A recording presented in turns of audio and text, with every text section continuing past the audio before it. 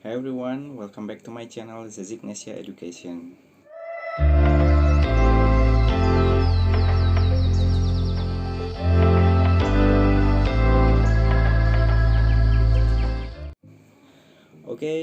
Di video kali ini kita akan membahas tentang seputar persiapan wawancara LPDP. Sebelumnya saya ucapkan selamat kepada teman-teman yang telah lulus seleksi tahap kedua ya, seleksi tes bakat skolastik ya kalau tidak salah namanya ya. Itu sudah seleksi tahap kedua. Yang pertama administrasi, yang kedua itu dan sekarang yang ketiga adalah kita akan masuk ke seleksi substansi atau seleksi wawancara. Nah, bagi sebagian orang, mungkin bagi yang pertama kali mendaftar LPDP atau misalnya sudah berkali-kali namun belum berhasil. Nah, ini saya akan berbagi pengalaman kira-kira hal apa saja yang saya lakukan ketika saya lulus seleksi substansi dan dinyatakan sebagai penerima beasiswa LPDP.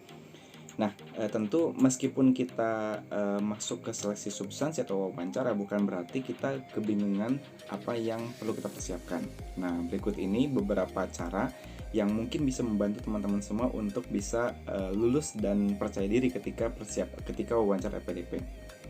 Yang pertama adalah mengumpulkan semua dokumen administrasi yang kita upload ke website LPDP pada saat pendaftaran gitu. Jadi terutama yang paling penting adalah dokumen-dokumen yang kita upload awal ya, seperti misalnya ijazah, kemudian sertifikat IELTS atau sertifikat TOEFL, sertifikat bahasa, kemudian personal statement ya waktu itu ya, kemudian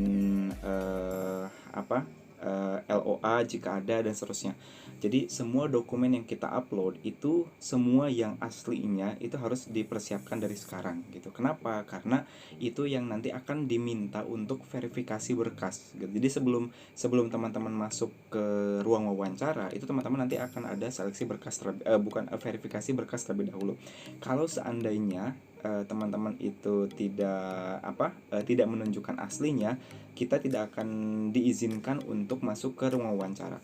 Nah, saya ingat betul ketika saya wawancara yang kedua ya, ketika seleksi S3 itu ketika saya di ruang tunggu itu ada dua orang yang verifikasi berkasnya tuh lama gitu. Kalau tidak salah dia yang bermasalah adalah sertifikat bahasa asingnya gitu. Jadi entah apa permasalahannya, yang pasti verifikator itu berusaha mengecek secara detail keaslian atau keabsahan beberapa dokumen yang kita upload gitu. Jadi pastikan kita tidak memanipulasi dokumen dan semuanya real dan kita melakukan sesuai dengan prosedur gitu ya. Jadi sekali lagi semua dokumen yang kita upload itu di print gitu. Nah, lalu selain yang kita upload, yang kita tulis juga semua kita persiapkan gitu. Misalnya teman-teman mengupload sertifikat pelatihan, atau misalnya teman-teman mengupload beberapa dokumen publikasi, atau misalnya teman-teman mengupload ya pokoknya semua yang kita tuliskan dalam formulir itu kan pengalaman kerja, kemudian sertifikat pelatihan, seminar, menjadi pembicara, kemudian sertifikat kejuaraan gitu, itu semuanya di print gitu. Nah, biasanya itu akan ditanya secara random oleh pewawancara gitu. Kalau yang diupload itu adalah untuk verifikasi di awal ya, verifikasi berkas. Kalau semua sertifikat itu biasanya ditanya secara random pada saat wawancara. Itu misalnya begini, kamu pas tahun sekian itu dulu ikut kegiatan ini ya, jadi panitia seminar ini ya. Nah gitu, coba bisa diceritakan sepintas tentang kegiatan tersebut. Nah biasanya saya dapat pertanyaan seperti itu gitu. Nah mungkin maksud wawancara itu ingin memastikan kembali apakah sertifikat yang kita berikan itu memang benar sesuai, jadi bukan kita memanipulasi gitu. Jadi itu ya, yang pertama adalah dokumen itu. Lalu yang berikutnya adalah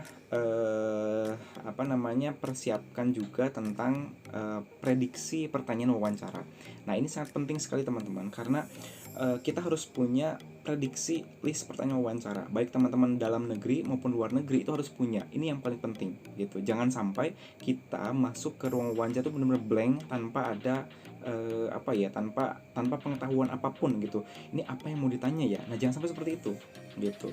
Saya itu sampai mengumpulkan sampai kurang lebih 50 pertanyaan wawancara ketika seleksi S2 maupun S3. Saya sudah membuat di video sebelumnya ya tentang prediksi pertanyaan wawancara yang saya kumpulkan gitu. Nah, teman-teman juga harus harus membuat gitu, entah dari YouTube, entah dari pengalaman teman yang sudah lulus, atau dari siapapun itu gitu. Jadi kita buat list prediksi pertanyaan gitu ya. Dan biasanya pengalaman saya itu 80% keluar pada saat wawancara gitu. Nah, selain membuat prediksi pertanyaan, kita juga harus membuat prediksi jawabannya. Nah, teman-teman, ini sangat penting sekali membuat prediksi jawaban dari pertanyaan tersebut. Kenapa? Pastikan bahwa jawaban-jawaban yang kita berikan itu adalah tidak sombong, tidak mementingkan diri kita sendiri, tetapi jawabannya itu adalah yang bermanfaat bagi orang lain gitu. Yang pertama itu. Yang kedua, jawabannya itu harus realistis gitu. Contohnya begini, misalnya dulu kamu dapat juara Mawapres ya gitu ya. Apa yang bisa kamu peroleh dari kebanggaan tersebut gitu. Nah, kalau misalnya kalau kita jawabannya self oriented atau fokus pada diri kita sendiri, oh iya betul, saya dulu juara satu Mawapres dan itu merupakan salah satu prestasi terbesar saya, itu menjadi kebanggaan terbesar bagi saya. Nah, itu kan jawabannya yang sangat ini ya, yang fokus pada diri kita sendiri. Tapi kita rubah jawabannya begini. Alhamdulillah betul, pada tahun 2012 saya menjadi juara 2 Mawapres universitas gitu. Nah, dengan prestasi Mawapres ini saya bisa mencoba berbagi kepada adik-adik kelas saya, minimalnya di prodi PPKN tempat saya studi, itu untuk menjaring mereka yang ingin menjadi Mawapres gitu. Jadi saya alhamdulillah bisa lolos tingkat univ, dan saya bisa membuat suatu pelatihan khusus atau sharing pengalaman karena saya benar-benar mengalami apa saja yang ditanyakan, apa saja yang proses penjurian. Jadi saya bisa mempersiapkan untuk generasi berikutnya dari prodi PPKN. Nah, gitu ya. Jadi kalau jawabannya seperti itu, singkat tetapi kita bermanfaat untuk orang lain. Nah, makanya ketika teman-teman sudah mendapatkan prediksi pertanyaan, itu teman-teman juga harus mempersiapkan prediksi jawabannya itu. Nah, gitu ya. Jadi istilahnya ya, kita mencoba untuk mempersiapkan jawaban tersebut gitu. Lalu setelah mempersiapkan setelah dapat prediksi pertanyaan, kita juga membuat prediksi jawaban. Lalu yang berikutnya adalah latihan. Nah, itu sangat penting sekali gitu. Nah, latihan di sini adalah kita, entah latihan kita merekam sendiri, itu paling minimal banget, kita latihan sendiri di depan kaca lalu kita rekam gitu. Atau kita dengan partner, entah dengan teman, saudara, pacar, orang tua, suami, istri, silahkan dengan siapapun itu gitu ya.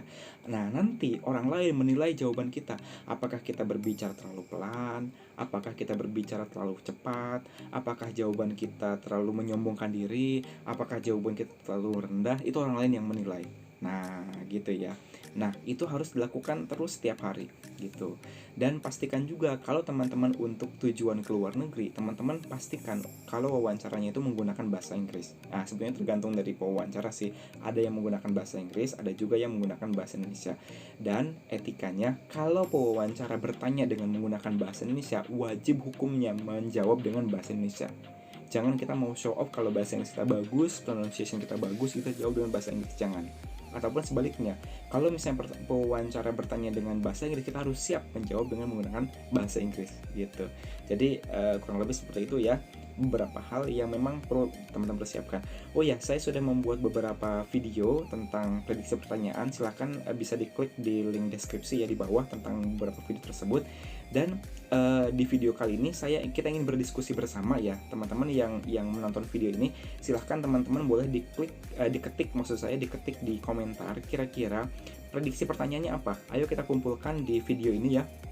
Kita kumpulkan prediksi pertanyaan apa saja yang teman-teman dapat, minimalnya dua pertanyaan. Nanti saya coba buat video berikutnya tentang cara menjawab pertanyaan-pertanyaan tersebut gitu ya. Jadi supaya kita belajar bareng, saya senang berbagi, semoga teman-teman bisa berhasil gitu ya. Nah, sekali lagi silahkan ketik komentar di bawah prediksi pertanyaan apa yang teman-teman dapatkan. Nanti saya coba buatkan video berikutnya untuk membantu teman-teman untuk menjawab pertanyaannya seperti apa gitu. Oke, terima kasih sudah menonton video ini. Jangan lupa like, comment, dan share, dan subscribe channel saya, Zeziknesia Education. Terima kasih. Assalamualaikum warahmatullahi wabarakatuh.